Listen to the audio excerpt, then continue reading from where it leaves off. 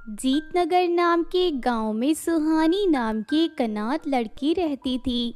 सुहानी के पास कोई घर नहीं था, इसीलिए वो गांव के पास बने एक पुल के नीचे रहा करती थी।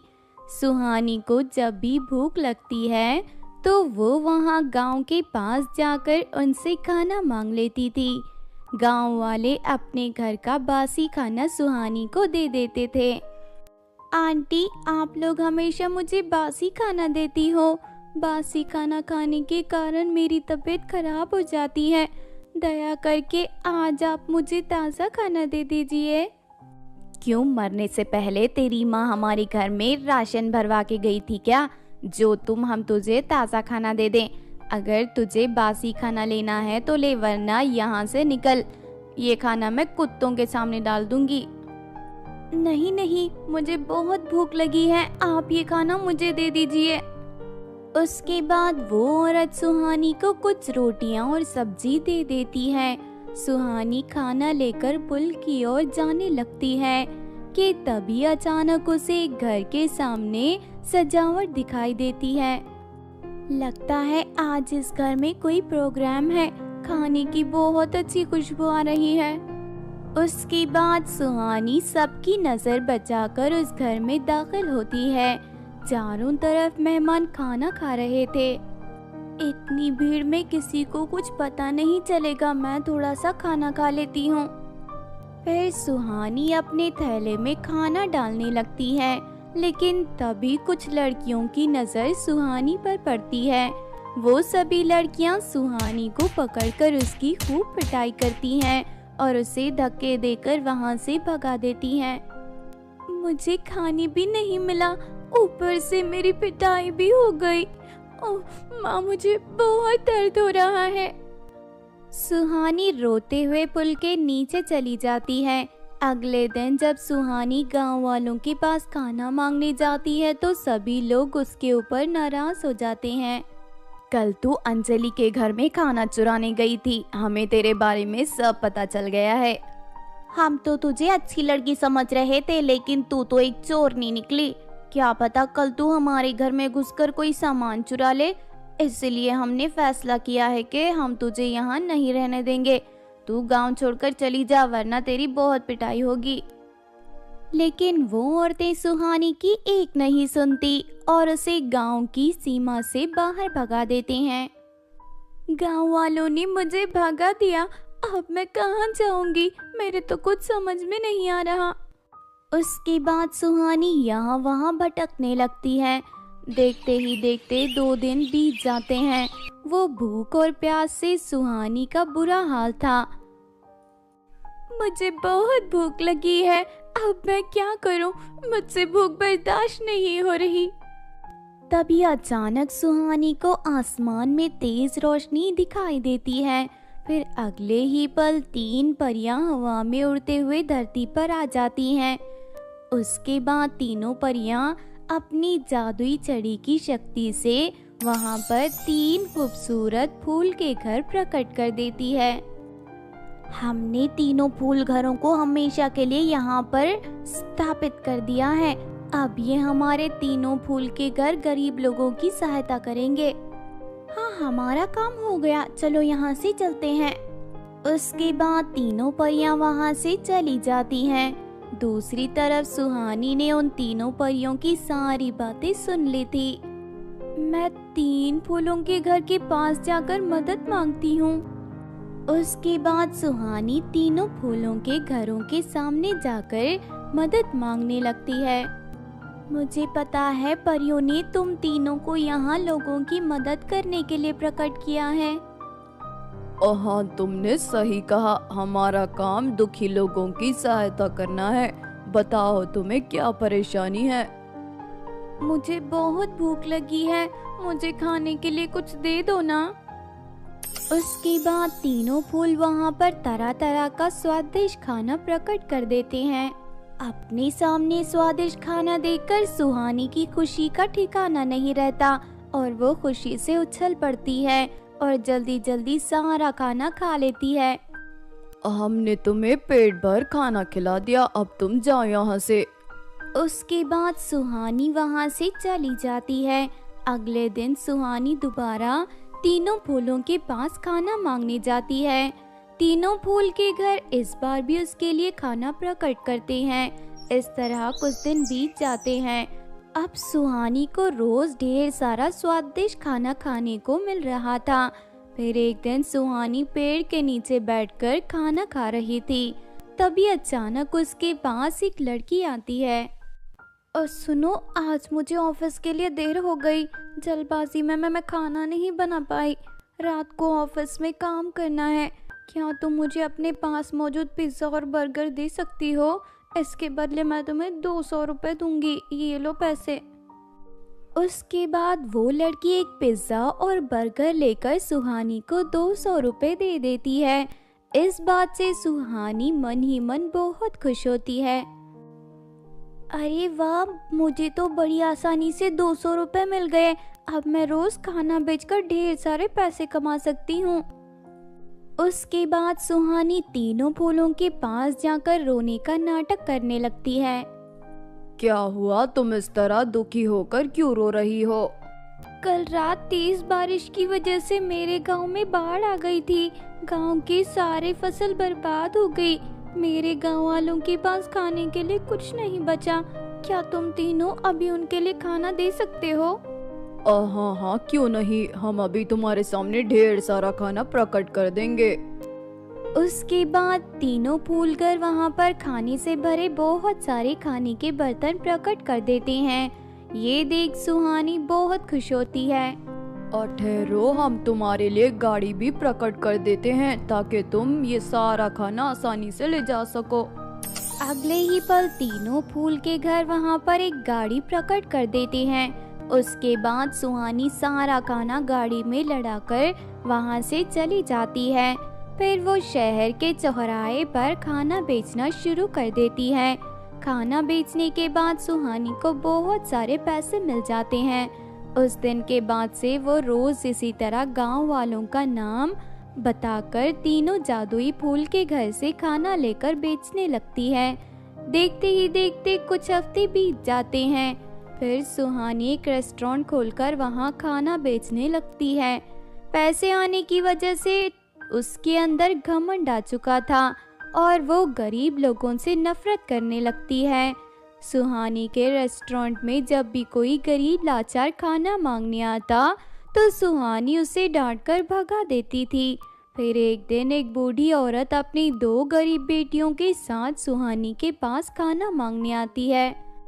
इन तीनों के शरीर से कितनी बदबू आ रही है। मैं भिखारियों से तंग आ चुकी हूँ। रोज रोज अपने रेस्टोरेंट के सामने इन गरीब भिखारियों को देखकर मुझे गुस्सा आता है। तभी सुहानी डंडा उठाकर तीनों को मारने के लिए आगे बढ़ती है, लेकिन अगले ही पल वो तीनों जादुई फूल के घर में बदल जाते हैं। हम तुम्हारी परीक्षा ले रहे थे। हमने तुम्हें बेहतर जिंदगी बनाने का एक मौका दिया था, लेकिन पैसों ने तुम्हारे अंदर घमंड और स्वार्थ पैदा कर दिया। तुम हमारे दया के काबिल नहीं हो। उसके बाद तीनों जादुई फूल के घर अपनी शक्ति से सुहानी के पास मौजूद सारी दौलत गायब कर देते हैं और सुहानी दोबारा गरीब हो जाती है। सुहानी 3 फूल घरों के सामने गिड़गिड़ाने लगती है, लेकिन वो तीनों उसकी एक नहीं सुनते। इस तरह अपने लालच के चलते सुहानी फिर से दुखी जीवन जीने के लिए मजबूर हो जाती है। गोविंदापुर नाम के गांव में नियति नाम की एक लड़की अपने पति और सास के साथ रहती थी। नियति बहुत गुणवान लड़की थी। वो घर के सारे काम अच्छी तरह किया करती थी, लेकिन नियति की अच्छी गुणों की कदर उसके पति और उसकी सास को बिल्कुल नहीं थी। दोनों हमेशा नियति से नौकरानियों की तरह काम करवाते थे। फिर एक दिन, सुनिए जी, रसोई घर का गैस चूल्हा ठीक से काम नहीं कर रहा। आप बाजार से नया चूल्हा खरीद कर ले आइए। अरे पागल हो गई है क्या? नया चूल्हा क्या फोकट में मिलता है? अभी कुछ ही महीने पहले तो मैं चूल्हा खरीद कर लाया था, फिर अचानक क्या हो गया? मुझे नहीं पता, देखिए कहीं कोई अनहोनी ना हो जाए, इसीलिए आप नया चूल्हा खरीद कर ले आइए। तभी वहाँ नियति की सास आ जाती है। तू तो हमेशा मेरे बेटे के पैसे खर्च करने के पीछे लगी रहती है। हर दिन कोई ना कोई बहाना बनाकर पैसे खर्च करवाती है। कोई जरूरत नहीं नए चूल्हे की, जो जैसा है उसी में काम चला। हाँ माँ बिल्कुल ठीक कहती है, और दोबारा मुझसे इस बारे में कोई चर्चा मत करना। इतना कहकर नियति का पति काम पर चला जाता है। फिर उसी रात जब नियति रसोई घर में खाना बना रही थी, तभी अचानक गैस चूल्हा भड़क उठता है।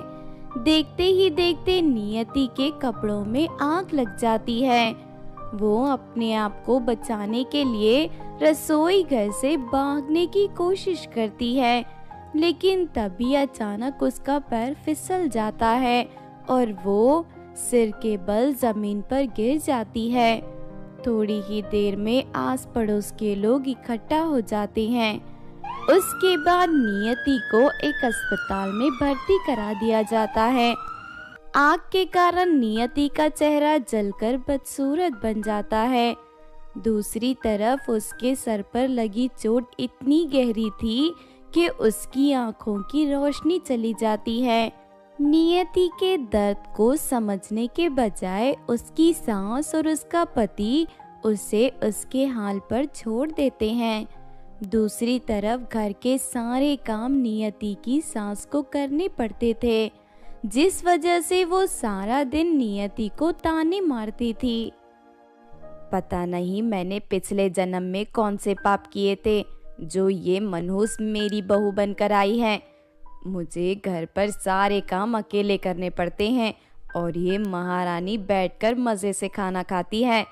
चाहे कुछ भी हो जाए, मैं इससे छुटकारा पाकर ही रहूंगी। फिर उसी शाम जब नियति का पति घर आता है तो नियति की सास उसे भड़काना शुरू कर देती है। सुन बेटा, इस बुढ़ापे में मैं और ज्यादा काम नहीं कर सकती। तू दूसरी शादी कर ले और इस मनहूस को घर से बाहर भगा दे। दूसरी शादी करने पर हमें खूब दहेज भी मिलेगा। हाँ, ये बात तो तुमने बिल्कुल सही कही। नियति अब हमारे ऊपर बोझ बन गई है, इसे घर में रखने का कोई फायदा नहीं है। नियति दोनों माँ बेटे की सारी बातें सुन लेती है। नहीं नहीं, मुझे घर से मत निकालिए। शादी के वक्त तो आपने जीवन भर साथ देने की कसम खाई थी। आप इस तरह मुझे अपनी जिंदगी से बेदखल नहीं कर सकते।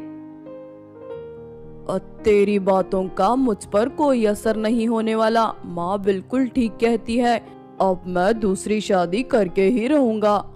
फिर कुछ दिनों में नियति का पति पारुल नाम की लड़की से दूसरी शादी कर लेता है। उसके बाद दोनों माँ बेटी नियति को हमेशा के लिए घर से भगा देते हैं। नियति को सहारा देने वाला कोई नहीं था, इसीलिए वो यहाँ वहाँ भटकने पर मजबूर हो जाती है। बेचारी लोगों से भीख मांगकर अपना गुजारा किया करती थी। फिर एक दिन नियति चलते चलते एक जंगल में पहुँच जाती है। लगता है मैं किसी घने जंगल में आ गई हूँ। तभी अचानक उसे किसी के रोने की आवाज सुनाई देती है। सुनो लड़की, मुझे तुम्हारी मदद की जरूरत है, दया करके मेरी सहायता करो। कौन है? कौन बोल रहा है? नीचे देखो, मैं जादुई घास की गाय हूँ, मुझे तुम्हारी सहायता चाहिए। मैं देख नहीं सकती, फिर भी मैं तुम्हारी मदद करूँगी। कहो तुम्हें क्या मदद चाहिए? जंगली चुड़ैल मुझे मारकर खाना चाहती है। मेरी जादूगरनी मालकिन के मरने के बाद से मैं अकेली हो गई हूँ। इस समय मैं गर्भवती हूँ और बहुत कमजोर भी। मुझे पानी से शक्ति मिलती है। तुम मुझे यहाँ से उठाकर कहीं दूर ले चलो और मेरे ऊपर ढेर सारा पानी डालो। ठीक है, मैं तुम्हारी मदद करूँगी। पूर्व दिशा में एक नदी है, मैं तुम्हें रास्ता बताऊंगी, तुम मुझे वहां ले चलो। नियति गाय को उठा लेती है और उसके बताए हुए रास्ते पर चलने लगती है।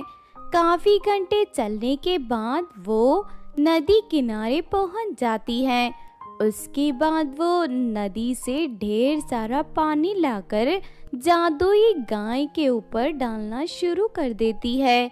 देखते ही देखते गर्भवती गाय पूरी तरह ठीक हो जाती है। मेरी सहायता करने के लिए तुम्हारा बहुत बहुत शुक्रिया। अब मैं पूरी तरह शक्तिशाली बन गई हूँ। तुम्हारी मदद करके मुझे बहुत खुशी हो रही है। फिर नियति जादुई गाय को अपने बारे में सब बता देती है। तुम चिंता मत करो, अब से मैं तुम्हारी हर जरूरत पूरी करूंगी। उसके बाद जादुई गाय नियति के लिए ढेर सारी जादुई घास प्रकट कर देती है। इस घास को खा लो, इसे खाते ही तुम्हारी आंखों की रोशनी लौट आएगी और तुम बहुत ज्यादा खूबसूरत बन जाओगी। ये सुनकर नियति फौरन घास खा लेती है और अगले ही पल उसका चेहरा बहुत ही ज्यादा खूबसूरत बन जाता है और साथ ही उसकी आंखों की रोशनी भी लौट आती है। इस बात से नियति बहुत खुश होती है। अब मैं तुम्हारी गरीबी भी दूर कर दूंगी। यहाँ से थोड़ी दूर पर एक महल है। इस समय वहाँ की रानी बुरी तरह बीमार है। तुम मेरी जादुई घास ले जाकर उसे खिला दो। रानी ठीक हो जाएगी। फिर इनाम के रूप में तुम्हें ढेर सारे सोने के सिक्के मिलेंगे। नियति जादुई घास लेकर महल में पहुँच जाती है। फिर वो राजा से मिलकर उसे सारी बात बता देती है। राजा फौरन उसे रानी के कमरे में ले जाता है। नियति रानी को जादुई घास खिलाकर उसे पूरी तरह स्वस्थ कर देती है। इस बात से राजा रानी दोनों बहुत खुश होते हैं। उन दोनों को नियति का स्वभाव बहुत पसंद आता है। दोनों की कोई संतान नहीं थी, इसलिए वो दोनों नियति को अपनी बेटी बनाकर हमेशा के लिए अपने साथ रखने का फैसला कर लेते हैं। इस बात से नियति बहुत खुश होती है। उसके बाद वो जादुई गाय को अपने महल में ले आती है। नियति के जीवन में पूरी तरह बदलाव आ जाता है और वो राजकुमारी बनकर महल में हंसी खुशी अपना जीवन जीने लगती है। बहुत समय पहले पृथ्वी के किसी गांव में शिफाली नाम की एक गरीब परी अपनी 3 बेटियों के साथ रहती थी। गरीबी की वजह से शिफाली और उसकी तीनों बेटियों के दिन दुखों से भरे हुए थे। उन चारों को आए दिन किसी न किसी मुसीबत का सामना करना पड़ता था। माँ, मेरे पेट में बहुत दर्द हो रहा है। मुझसे ये दर्द बर्दाश्त नहीं होता। माँ ने हमें कितनी बार समझाया है कि हमें अनाज नहीं खाना है। परी होने के कारण हमारा शरीर पृथ्वी का अनाज हजम नहीं कर सकता। फिर भी कल तूने ढेर सारी रोटियां खा ली। तो मैं और क्या करती? मुझे बहुत भूख लगी थी। हमारे पास फल खरीदने के लिए पैसे नहीं थे, इसीलिए मजबूरी में मैंने कचरे के डिब्बे से रोटियां निकाल कर खा ली। मुझे माफ कर दो, मैं तुम सबकी अच्छी तरह परवरिश नहीं कर पा रही हूँ। मुझे बहुत दुख हो रहा है। नहीं नहीं माँ, तुम ऐसा मत कहो। हमें तुमसे कोई शिकायत नहीं। जिस तरह रात के बाद सुबह होती है, ठीक उसी तरह एक न एक दिन हमारा बुरा समय भी अच्छा समय में बदल जाएगा। ये सुनकर शिफाली परी अपनी बेटियों को गले लगा लेती है। दरअसल शिफाली ने परियों के कानून के खिलाफ जाकर पृथ्वी पर रहने वाले मोहन नाम के लड़के से शादी की थी। इस वजह से शिफाली परी की सारी शक्तियां रानी परी ने छीन ली थी। मोहन से शादी करके शिफाली परी बहुत खुश थी, लेकिन तीनों बेटियों के जन्म के कुछ ही दिन बाद एक अचानक मोहन के ऊपर बिजली गिर पड़ती है और उसकी मौके पर ही मौत हो जाती है। पति के ना होने से शिफाली के जीवन में परेशानियां शुरू हो जाती है। जिस वजह से शिफाली और उसकी तीनों बेटियों को गरीबी का मुंह देखना पड़ता है। फिर एक दिन शिफाली का मकान मालिक उससे किराया मांगने आता है, लेकिन शिफाली के पास बिल्कुल पैसे नहीं थे। मकान मालिक बहुत ही लालची और बुरी नीयत का इंसान था। देखो शिफाली, तुम्हारा पति मर चुका है। तुम तुम्हारी बेटियों की परवरिश अच्छी तरह नहीं कर पा रही हो। अगर तुम मुझसे शादी कर लो तो मैं तुम्हारी तीनों बेटियों की जिम्मेदारी ले लूंगा। ये सुनते ही शिफाली गुस्से से आग बबूला हो जाती है। तूने मुझे क्या समझ रखा है मोटे बुढ़े? चल निकल यहाँ से, वरना सैंडल से मार मार के तेरा चेहरे का नक्श बिगाड़ दूंगी। शिफाली के चिल्लाने की आवाज सुनकर वहाँ बहुत सारे लोग इकट्ठा हो जाते हैं। अपनी बेइज्जती होते देख मकान मालिक गुस्से से तिलमिला जाता है। अच्छा, रस्सी जल गई मगर बल नहीं गया। तू इसी वक्त मेरा घर खाली कर, वरना मुझसे बुरा कोई नहीं होगा। शिफाली परी के सामने कोई रास्ता नहीं था। वो अपनी तीनों बेटियों को लेकर वहाँ से चली जाती है। इस तरह कई साल बीत जाते हैं और शिफाली परी की तीनों बेटियां जवान हो जाती हैं। शिफाली परी के सामने कोई रास्ता नहीं था। वो अपनी तीनों बेटियों को लेकर वहां से चली जाती है। काफी देर चलने के बाद शिफाली अपनी बेटियों के साथ एक बड़े शहर के पास पहुंचती है। तभी अचानक उन्हें अपने सामने कुछ सुंदर परियां दिखाई देती हैं। कल हमें फैशन कंपटीशन को जीतना ही होगा। रानी परी ने इनाम पूरे 50 लाख सोने के सिक्के रखे हैं। इसके साथ ही पहले 3 विजेता परियों को रानी परी के महल में नौकरी भी मिलेगी। हम सभी बहुत खूबसूरत हैं, हमें कोई नहीं हरा पाएगा। बस हमें पृथ्वी से नए नए डिजाइन के कपड़े खरीद कर ले जाने होंगे। माँ, ये परियां फैशन प्रतियोगिता में हिस्सा लेने वाली हैं। इनाम में पूरे 50 लाख सोने के सिक्के हैं। हम तीनों को भी फैशन कंपटीशन में भाग लेना चाहिए। लेकिन हमारे पास तो फूटी कौड़ी भी नहीं है। हम नए डिजाइन के कपड़े कहाँ से खरीदेंगे? तू ठीक कहती है, हमारी गरीबी ने हमारे पैरों में बेड़ियां जकड़ रखी है। लेकिन अगर ये फैशन शो में हम जीत गए तो हमारी जिंदगी पूरी तरह बदल जाएगी। उसके बाद हमें दोबारा कभी गरीबी का मुंह देखना नहीं पड़ेगा।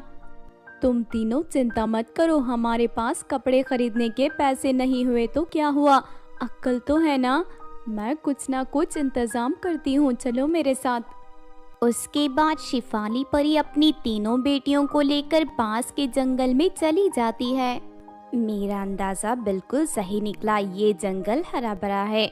यहाँ चारों तरफ फलों के ढेर सारे पेड़ पौधे लगे हुए हैं। अब मैं तुम सबके लिए फलों से 3 खूबसूरत अनोखे लहंगे तैयार करूंगी। सुनो मेरी बच्चियों, मैं कुछ तरबूज तोड़ रही हूँ। तुम तीनों ब्लूबेरी और आम तोड़ लो। उसके बाद शिफाली तरबूज तोड़ने लगती है। दूसरी तरफ उसकी तीनों बेटियां पेड़ों पर चढ़कर आम और ढेर सारी ब्लूबेरी तोड़कर इकट्ठा कर लेती हैं। फिर शिफाली बड़ी सफाई से फलों को काटना शुरू कर देती है। उसके बाद शिफाली पेड़ों के लट्टों का इस्तेमाल करके फलों के 3 खूबसूरत लहंगे बनाने में कामयाब हो जाती है। ये लो बेटी, ये तुम्हारे लिए तरबूज का लहंगा और ये तुम्हारे लिए आम का। और हाँ मेरी छोटी लाडली बेटी, ये लो ब्लूबेरी का लहंगा, तुम पहन लो इसे। तीनों फलों के लहंगे को देखकर शिफाली की तीनों बेटियां बहुत खुश होती हैं। उसके बाद वो तीनों अपने अपने लहंगे को पहनकर तैयार हो जाती हैं। फिर शिफाली अपनी बेटियों को लेकर सीधा रानी परी के महल में पहुंचती है। थोड़ी देर में फैशन शो शुरू हो जाता है। सभी परियों ने एक से बढ़कर एक ड्रेस पहन रखी थी। लेकिन जैसे ही शिफाली की तीनों बेटियां रैंप वॉक पर चलना शुरू करती हैं कि तभी उन्हें देखकर सभी की आंखें फटी की फटी रह जाती हैं। अरे वाह, क्या बात है! इन तीनों की ड्रेस तो बहुत ही अनोखी है। इन तीनों ने फलों से बनी ड्रेस पहन रखी है। ऐसी कल्पना तो मैंने कभी नहीं की थी। रानी परी उसी वक्त तीनों बहनों को विजेता घोषित कर देती है। उसके बाद अपने वादे के मुताबिक वो तीनों बहनों को 50 लाख सोने के सिक्के और उन्हें महल में नौकरी भी दे देती है। ये कामयाबी तुम्हें तुम्हारी माँ की वजह से मिली है। मैंने तुम तीनों को अपने महल में अच्छी नौकरियाँ दी हैं। तुम तीनों मन लगाकर अपना काम करना और हमेशा अपनी माँ का ख्याल रखना। हाँ रानी जी, हम तीनों हमेशा आपकी बातों पर अमल करेंगी।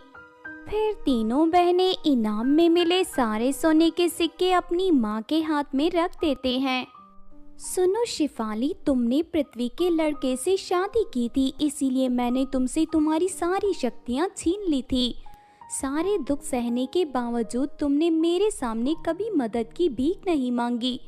तुमने साबित कर दिया कि तुम खुददार परी हो, इसीलिए मैं तुम्हें और तुम्हारी बेटियों को ढेर सारी जादुई शक्तियाँ दे रही हूँ।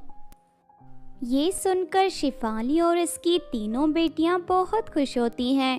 इस तरह शिफाली और उसकी बेटियों के जीवन से गरीबी के बादल हट जाते हैं और उनके जीवन में खुशियों का उजाला आ जाता है। उसके बाद उन सभी के जीवन में कभी कोई तकलीफ नहीं आती और वो सभी हंसी खुशी अपना जीवन जीने लगते हैं। किसी समंदर में सोनम नाम की एक जलपरी रहती थी। सोनम जलपरी बहुत ही घमंडी थी। वो दूसरी जलपरियों से हमेशा बदतमीजी से पेश आती थी। फिर एक दिन उस समंदर में एक लड़का अपनी गर्लफ्रेंड के साथ नाव में बैठकर सैर कर रहा था। दोनों मजे से गोलगप्पे खाते हुए समंदर के सुंदर नजारे का आनंद ले रहे थे। तभी एक गोलगप्पा नीचे पानी में गिर जाता है और पानी में तैरता हुआ सोनम जलपरी के पास पहुंच जाता है। उस गोलगप्पे को देख सोनम जलपरी को बड़ी हैरानी होती है। तभी सोनम की नजर नाव पर सवार जोड़े पर पड़ती है। ये कैसी अजीब खाने की चीज है जो ये दोनों इतने मजे से खा रहे हैं। आज तो मैंने पेट भर गोलगप्पे खा लिए। कल बाजार जाकर तुम मेरे लिए और गोलगप्पे ले आना। अच्छा, तो इसे गोलगप्पा कहते हैं। जरा मैं भी तो इसे चख कर देखूं, आखिर इसमें ऐसी क्या खास बात है। इतना कहकर सोनम जलपरी उस गोलगप्पे को खा लेती है। गोलगप्पे का स्वाद सोनम जलपरी को बहुत पसंद आता है। अरे वाह, मजा आ गया। ये तो बहुत ही स्वादिष्ट है। मैं ढेर सारे गोलगप्पे खाना चाहती हूँ, लेकिन इसके लिए मुझे धरती पर जाना होगा। जलपरी होने की वजह से मैं धरती पर नहीं जा सकती। मुझे कोई ना कोई रास्ता निकालना ही पड़ेगा। तभी सोनम जलपरी को एक उपाय सूझता है। उसके बाद वो चुपके से रानी जलपरी के महल में दाखिल हो जाती है और रानी जलपरी की जादुई छड़ी चुरा लेती है। अब इस जादुई छड़ी की मदद से मैं अपना रूप बदलकर आराम से धरती पर जा सकती हूँ। किसी इंसान को मुझ पर शक नहीं होगा। फिर अगले दिन सोनम जलपरी तैरती हुई समंदर के किनारे पहुंच जाती है और जादुई छड़ी की शक्ति से अपने आप को एक खूबसूरत लड़की के रूप में बदल लेती है। फिर सोनम जलपरी शहर के बाजार में पहुंच जाती है और वहां गोलगप्पे की दुकान ढूंढने लगती है। तभी उसे गोलगप्पे की दुकान के सामने लड़कियां गोलगप्पे खाते हुए दिखाई देती है। अरे वाह, आखिरकार मुझे गोलगप्पे की दुकान मिल गई। उसके बाद दुकान पर पहुंचकर सोनम गोलगप्पे खाने लगती है। फिर पेट भर जाने के बाद वो वापस समंदर के किनारे पहुंचकर अपने आप को जलपरी के रूप में बदल लेती है और अपने घर लौट जाती है। दूसरी तरफ अपनी जादुई छड़ी खो जाने की वजह से रानी जलपरी बहुत परेशान थी। वो सभी जलपरियों को अपने महल बुलाती है। मेरी जादुई छड़ी मेरे महल से कहीं गायब हो गई है। अगर तुम में से किसी ने मेरी जादुई छड़ी ली है तो चुपचाप मुझे वापस कर दो, वरना अगर चोरी करने वाली जलपरी पकड़ गई तो मैं उसे कड़ी सजा दूंगी। लेकिन सोनम जलपरी खामोश खड़ी रहती है। वो रानी परी को हकीकत नहीं बताती। दूसरी तरफ सोनम जलपरी रोज अपना रूप बदलकर गोलगप्पे खाने शहर आती थी। एक दिन गोलगप्पे खाने के बाद वो अपना रूप बदलकर समंदर में जाने लगती है कि तभी कल्लू नाम का एक बुरा आदमी उसे देख लेता है। अरे ये तो एक जलपरी है। अच्छा, तो ये लड़की का रूप धारण करके शहर घूमने जाती है। मैं अभी इसे पकड़ लेता हूँ, फिर इसे किसी जादूगर को बेच दूंगा। उसके बाद तो मैं माला माल हो जाऊंगा। उसके बाद कल्लू सोनम जलपरी के पास पहुंच जाता है और अपनी जेब से बड़ा सा चाकू निकालकर सोनम जलपरी को डराने लगता है और उसके हाथ पैर रस्सियों से बांध देता है। तुम कौन हो? मुझे इस तरह बांध क्यों रहे हो? छोड़ो मुझे, छोड़ो मुझे। अब तू कहीं नहीं जा सकती। मैं तुझे किसी बड़े जादूगर के यहाँ बेचने ले जा रहा हूँ। इतना कहकर कल्लू सोनम जलपरी को अपने कंधे पर उठाकर वहाँ से जाने लगता है। लेकिन तभी वहाँ रानी जलपरी आ जाती है। रानी जलपरी अपनी जादुई शक्ति से कल्लू को एक बंदर के रूप में बदल देती है। अपने आप को बंदर बना देख कल्लू घबरा जाता है और वहाँ से भाग जाता है। मुझे माफ कर दीजिए रानी जी, मैंने ही आपके महल से जादुई छड़ी चुराई थी।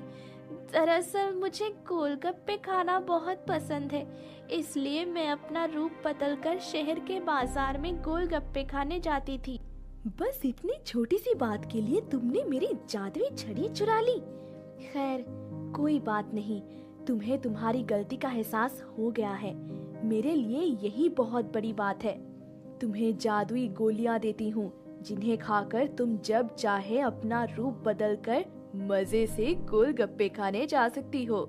उसके बाद रानी जलपरी सोनम को ढेर सारी गोलियां दे देती है। ये देख सोनम जलपरी बहुत खुश होती है और अगले दिन से रोज शहर में गोलगप्पे खाने जाने लगती है।